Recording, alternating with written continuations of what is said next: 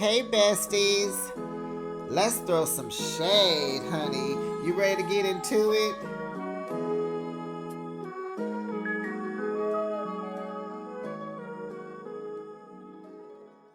Great, gained it, felt great. Still on the heavier side now, feel great. Not really, but as far as esteem, it's mine and I'm okay. Emily was just playing both sides of the fence on the fence with this. She said she knew Heather wasn't being malicious, but then she's coming at Heather like, not that she's blaming her. I get that she wants her to understand, but why is it so intense? Like, I think these ladies need to figure out a tone and a way of talking to people. And so back to this dress, it fit, right, guys? Did you not see the dress fit? Heather said it was tight. Emily, what size are you? Like, let's get that clarified. What size do you wear? Because to be in Orange County, you are around size 0, size 2s, and size 4s more than you want to be. But you've been doing that. You've been living there and you were bigger. I don't understand. You lose weight and you still feel like, Heather told you, I love your weight loss journey. I'm here for you. That's why I put you in the show more than the other girls. Yes, we asked you to bring some jeans that you can fit into. You felt odd. Okay, but you should have sucked that up and ripped that runway like you did. I understand you felt some kind of way, but to me, that just should have been a conversation that you should have had with your therapist. You really need to figure this out, Emily. It is your problem, and you need to figure it out. Heather can say or do nothing that's going to help. Even if she did all the things you want her to do, that issue is still going to be there. So you do need to seek counseling with that. Because I thought you was a strong woman because Shane is sarcastic as I don't know what. And if you can survive that, I know he was poking fun at your weight. I know he was saying stuff. Maybe not to be malicious, I just not to be malicious, but I know Shane. I know he child. So it's giving me fake, but it's hers. We sympathize with you, Emily. I just think maybe just seek help. One or two. You need to figure out what's going on because there's some other things going on with you also. Okay, moving on. Had to get that out because I just don't get it. And I understand I don't need to understand everything. I understand that too. Okay. So Heather goes with Terry to his appointment. He's going to get a new nose, honey. And to be a surgeon of plastic, it seems like he would have been got that nose fixed. And I'm not trying to be funny. Maybe he was keeping it because maybe some of the kids have the nose and he didn't want to, he want to be authentic and he want to be real. I get it. But baby, you should have been got that taken care of. I'm just saying. So now Heather can sleep in peace because Terry has been snoring loudly. So they talk about last night at Jen's. Heather wants to talk to Gina about the Katie situation.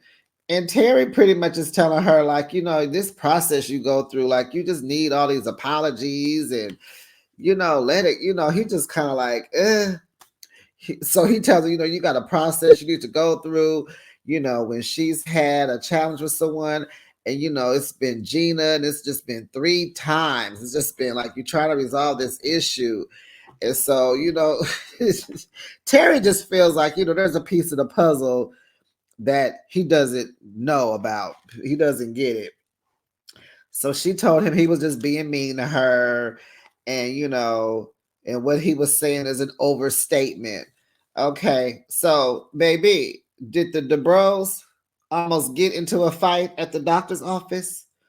Is that why they called the paparazzi to come take pictures of them to silence those divorce rumors? But no, I just thought of that because of the storyline. But we all know, when you're married, this is marriage stuff. You bicker because you just, no, don't say that.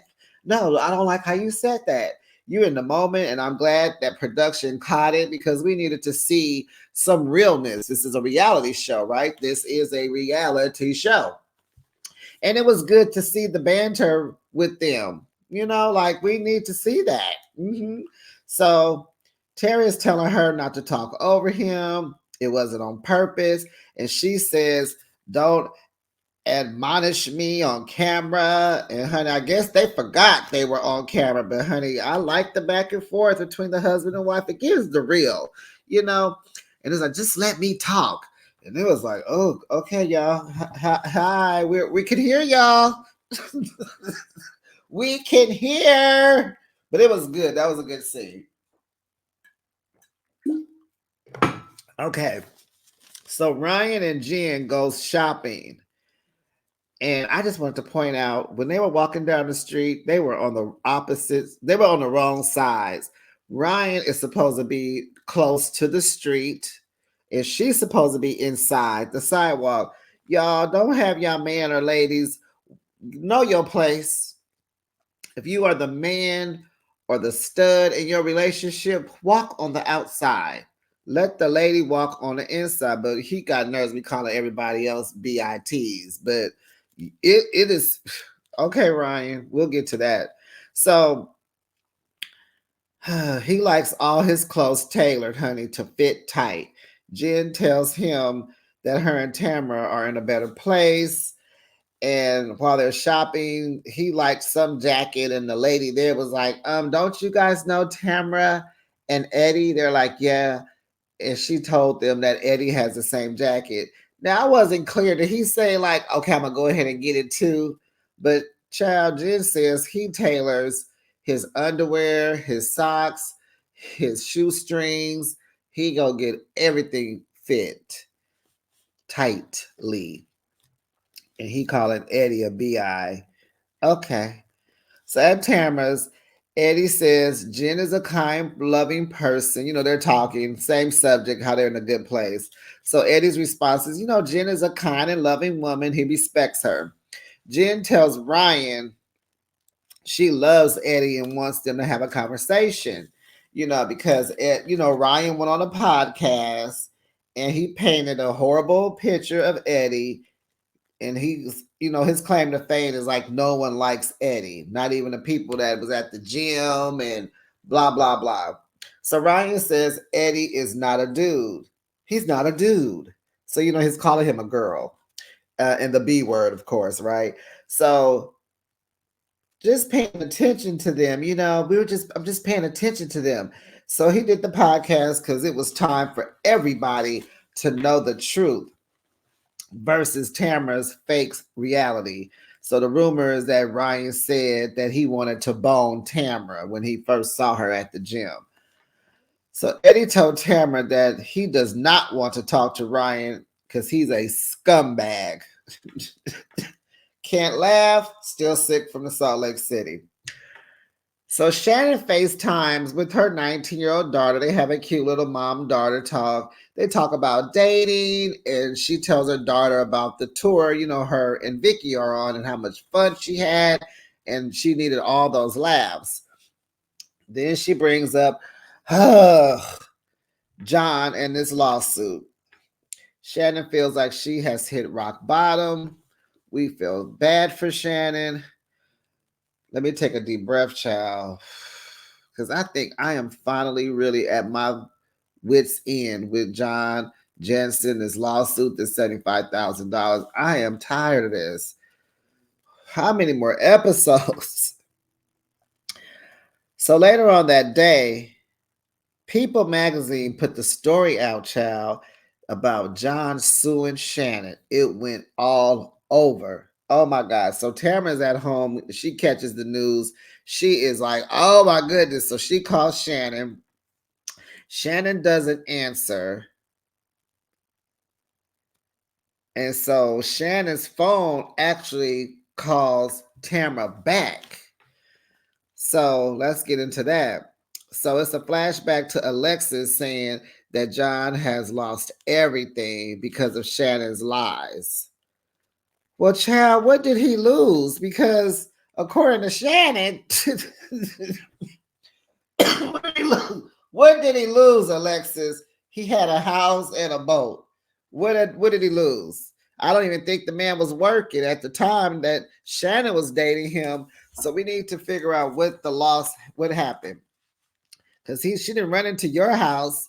And anyway, I don't want to get into that because it's getting on my nerves. So he's lost everything because of Shannon's lies. What? How is a lie gonna make you lose something? If that was the case, we would all be at a loss. The people lying on us about stuff they had, all the little stories they make in their head. But let's go on. What lies? And what did he lose? He didn't have nothing. That's why Shannon dumped him. Anyway, and that's why he's anyway. Shannon's phone calls Tamara back, but it was a butt dial. And so Tamara does not hang up. She is sitting there listening and ear hustling to Shannon. Shannon is crying. And she's saying how Alexis hired a publicist to put this story out. And she's 1,000% sure that this has happened. And blah, blah, blah. And it's like, I don't know if Alexis is that smart, but maybe she has had experience from when her ex, Jim Bellino, sued Tamara and Shannon in the past. Maybe she did it then, and maybe that's where Shannon is getting that from. But other than that, I'm like, Alexis is a dodo. What did Emily call her? A wackadoodle? Yes, Alexis is a wackadoodle. But we'll see. So at Katie's house, she's going to host a couples dinner party. So that means Shannon was not invited because she didn't want her to be a ninth wheel. They go back to Terry and his nose because, this is a filler episode. So we had to see Terry go under under the knife to get his nose fixed. The surgery went well, even though he does not look like George Clooney, because Heather asked the doctor to make him look like George Clooney. Negative. So Gina is at home with her ex, Matt, and his fiance, Brittany. They're over. She's making meatballs. And, this is what I like about reality. Like to really see Gina at home cooking. She has, she's a co-parent, so her ex-husband is there with his future wife. They're talking, they're complimenting each other. You're the best stepmom, or you're a good mom, and Matt is just sitting there like, taking it all in. And it was so funny while Gina is talking to them, she's looking directly at Matt. Did y'all peep that? Her eyes go to Matt. And, she pretty much, she says in her confessional that, Travis is great, but that ex-wife is just pushing her away with the drama. And Travis is really not acknowledging that part of their breakup or their living in separate homes. And, she just says she can't deny that she wants what they have, and it is hard to look at that. And I understand, but at the same time, she really does, like that they are together. They like, she could be happy for him. And I think that's very big of Gina, because most times she acts so, and it's just good to see her look, in a bit different light, to be mature, away from the friends, and can be in her real life at home. And I just loved it.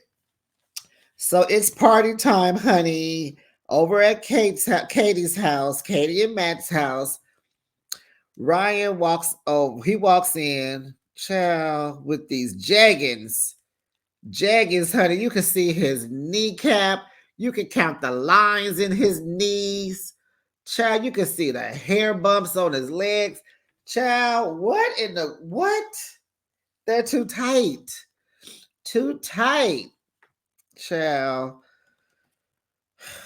So Jeggings Ryan walks over. He comes in, says hello, meets Matt, meets Katie maybe. I don't think he met Katie. So Eddie and Tamara are already there, and Emily and Shane are already there. So Ryan walks over to Eddie. Eddie says, hi, Ryan. Hi, how are you? Good to see you. And so Ryan, like, you want to give me a hug? Eddie said no. So Ryan hugs Shane, and then he doubles back and asks Eddie for a hug. And you say Eddie acts like a B-I-T? Really? Let's go. You're the one that went on the podcast to talk about him. You're the one walking on the inside of the sidewalk. You're the one going to get your pants made into jeggings. And now you're in here asking clearly someone that doesn't like you. You're asking them 2 times, do they want to give you a hug? Hug? Boy, bye. Eddie says, I just don't have nothing to say to you. Then Jen asks, when her and Ryan were walking away, did he say hi? Did he say hi to you? Shut up, Jen. Then here go Ryan. No, he wouldn't even hug me. He's such a baby beep. And I'm like, wait a minute, Ryan. Wait a minute. He did speak. He spoke to you first. Liar. Roll the tape. And my production didn't roll the tape back. Okay. Jeggings. Be quiet. Eddie trying to leave you alone before he put hands on you, hunty. So, yeah, you're asking dudes for hugs. Okay. And you calling him. Oh, okay. Oh, okay. Okay, so Eddie. Wait, what happened then? Wait. Eddie also had to. What did Eddie have to do? Anyway, Eddie was avoiding him. Okay, Shane over there looking like, oh gosh, what's going on with these two? I guess Emily didn't tell him. So outside, Ryan leaves because Eddie and Shane are talking. So Ryan goes and talks to Matt. They're outside in the backyard. So white people always want to know what you do for a living. It's like your name, and then it's what do you do for a living? It might be where you live, but it's gonna always be a what do you do? So Matt asked Ryan that. Child, I don't even know what Ryan said. And Matt didn't either. Matt sitting there looking like, Nick, what? Matt does not have a poker face. Matt gives he's like he my kind of vibe. I already know I would like Matt. Matt is my kind of dude. He's sitting there like, what? So here go Ryan. Well, all I heard, this is what I heard. Real estate development, projects, flips, work from home, California, she too, she does too, real estate, huh? That's all I heard, besties. So back in the kitchen, Tamara's getting lit. And Matt is the bartender. He's making sure everyone's cups are overflowing. But baby, Eddie pulled Matt to the side and told him, don't give Tamara not near another drink. You heard me? He said, point taken, gotcha. And this is the person that calls Shannon an alcoholic. Okay, Tamara, you're at a dinner party getting lit. What? Is it because you're uncomfortable because Ryan is there? That could be true. She got to loosen up. So at the table, they're having dinner now. So at the table, Tamara goes from Matt is a wonderful guy and I like to see y'all together to, oh, and by the way, I saw Katie's beep her butthole, when they were having fun and playing games. And so Matt looking like, what? And so it's like, okay. So the Tamara's like, well, can we talk about Alexis the other night? And so they all like, okay, yeah. So they bring up Emily's insecurity about her weight. Oh, I'm so over it. I'm over Johnny J and I'm over Emily and how she just has these insecurities about this weight. I'm not being insensitive. Please don't get me wrong. I just don't get it. And I think that it's a problem she needs to work on inward, not outward. So since she's there, her insecurities are there too.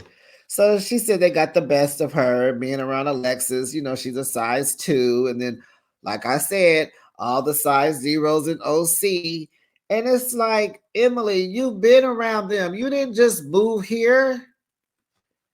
And Emily is gorgeous. She might be the prettiest housewife of OC. She is gorgeous. She has nothing to worry about. But like I said, counseling can help, because she should not hold everyone in that tight space. It's not fair. So it wasn't on Heather or the designer, but she needed Heather to hear her. Okay. You should have went on the podcast. That seems to be what people are doing now. When you have an issue with somebody, you go on a podcast. They did it in Salt Lake City, and now they're doing it on Orange County. Okay, so Emily, you need to read the room. Go on a podcast and talk about this, okay? And then tell us what size you wear and what size that you used to wear, and maybe we can see what's going on. So she just wanted to be heard by Heather. She couldn't believe Alexis inserted herself with her size 2 wearing self, which did not help. So Tamara tells the group that the lawsuit made it to the blogs, child, and how Shannon butt dialed her, saying in the background that Alexis hired a PR team to put this information out there because she did it when the ex sued them. Like I said, I was like, okay, maybe she because remember Shannon was like, I am 1,000% sure that's what she did. And maybe that's why Alexis was acting all weird on the last week's episode, because she knew she had blew it. And like she said, it's probably getting to her. She's probably getting sick of it, like us. I'm sure we all are sick of it. And she's in it. You know, she's catching it from everybody talking about her. You know, the content creators are talking about her. And she is losing her marbles. Whew. So now Tamara wants to talk about the elephant in the room. Honey. Ryan, why did you talk about me as a mom and Eddie as a businessman? Like, why? And honey, Eddie is looking up in the sky. He is talking to the Lord. He does not want to lose his cool. He is praying that Tamara don't make him have to get up and fight this man and break this woman's glasses. What she said, she paid $80 for these wine glasses. He is looking up into the sky like, Lord, I don't want to be here.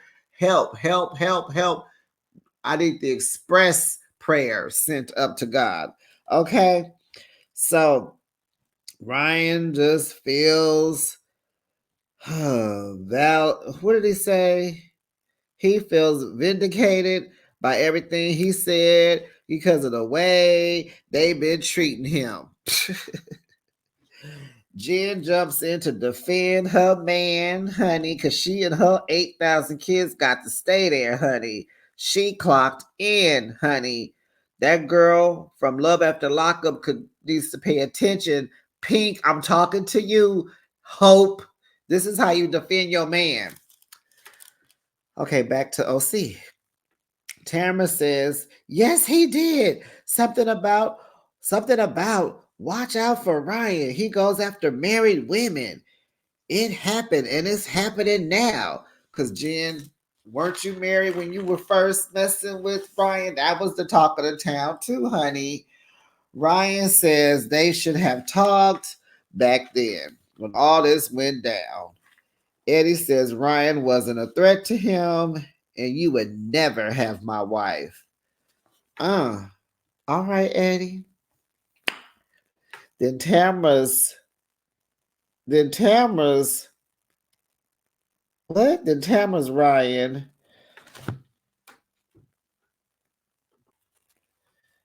Then it was brought up about Tamara's son Ryan and his eggplant. Something about it extended to a chat and blah blah blah blah.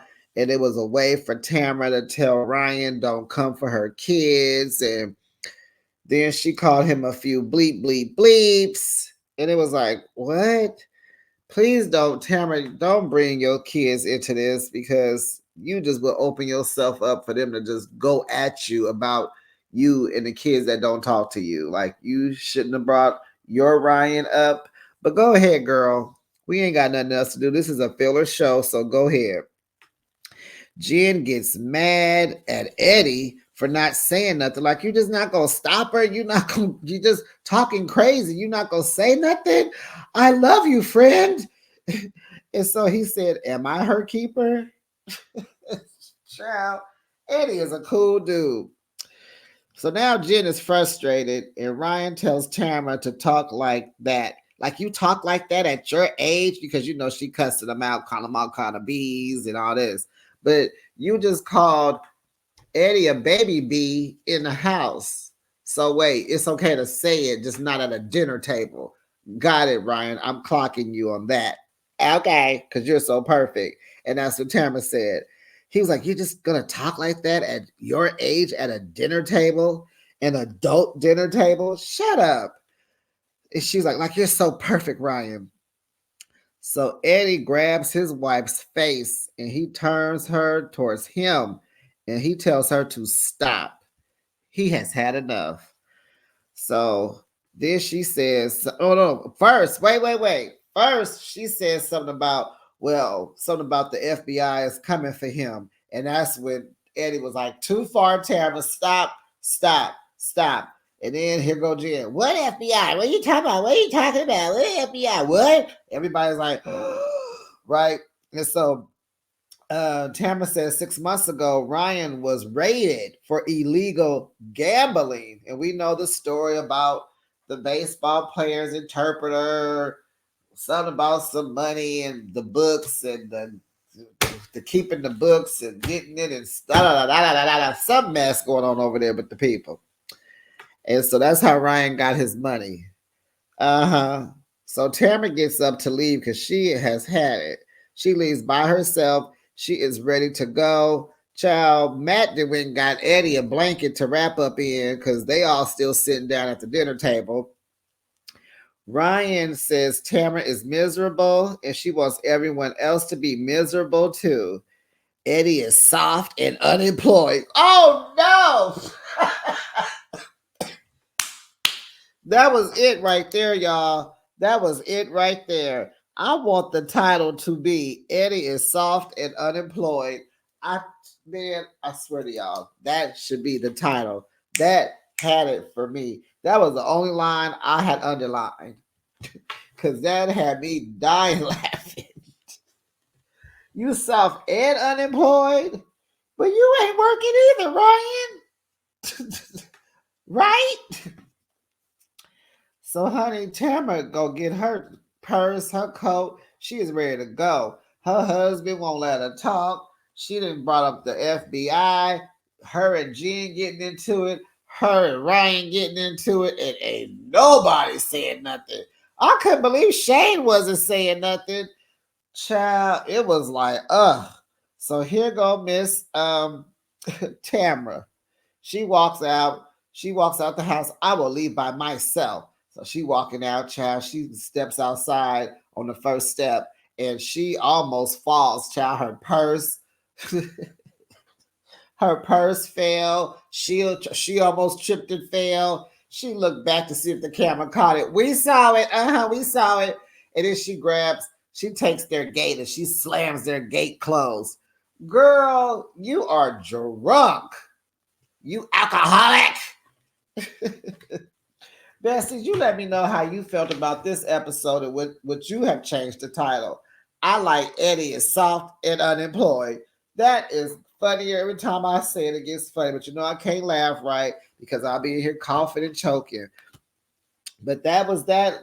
Don't forget to please, besties, share the video, subscribe to the channel so you can be updated the next time I post a video. Please like this video, and I'll see you on the next one. Bye, besties.